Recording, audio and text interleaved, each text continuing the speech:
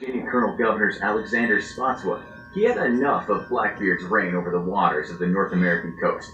The battle begins, and the powerful cannons of the Queen Anne's Revenge make quick work of the two ships sent to capture Blackbeard. The enemy ships run aground and are ripe for boarding. Blackbeard notices that the lead ship, which is named Jane, looks abandoned. He calls for the crew to prepare to board the seemingly derelict ship. The Queen Anne's Revenge sails alongside the Jane. You grab onto a rope, ready to swing over to the other ship, while your crewmates set up gangplanks between the two vessels. Blackbeard's beard smolders from the fire he lit in it before the battle, and he runs across the gangplank, sword raised in the air. Oh, the rest of sitting the there crew like follows. a big boy. There are only a few men on the deck, which means the ship will be easy to plunder.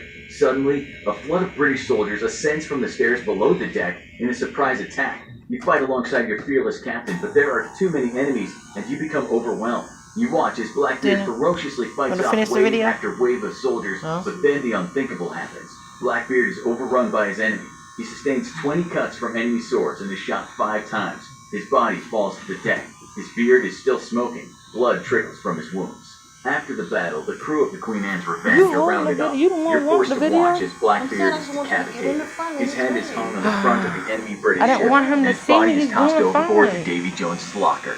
Upon returning to Virginia, Blackbeard's head is stuck on a pole on the shore of the town of Hampton. The severed head serves as a warning to the other pirates to stop their treacherous lifestyle. Blackbeard has ravaged the seas for 2 years. In this time, he'd amassed a fortune in plundered treasure and goods, struck fear into the heart of ships along the North American coast, and become a legend.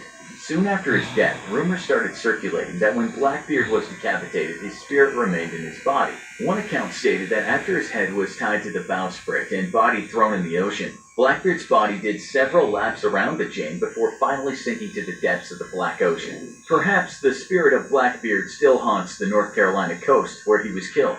Legends of his massive treasure also spread like wildfire. Pirates and treasure hunters looked for clues and maps that would lead them to the buried treasure of Blackbeard, but no one has ever found it. Around 300 years after his death, archaeologists located the sunken remains of the Queen Anne's Revenge. Buried treasure and flaming beard are still immortalized in stories and movies to this day. The man who was Blackbeard was much more sophisticated than most pirate stories make him out to be. He was not only a ferocious and feared pirate, Blackbeard. Or if nautical mysteries are more up your alley, check out the ghost ship that the government tried to keep a secret, the Orang Medan. Thanks for watching, and as always, don't forget to like, share, and subscribe. See you next time.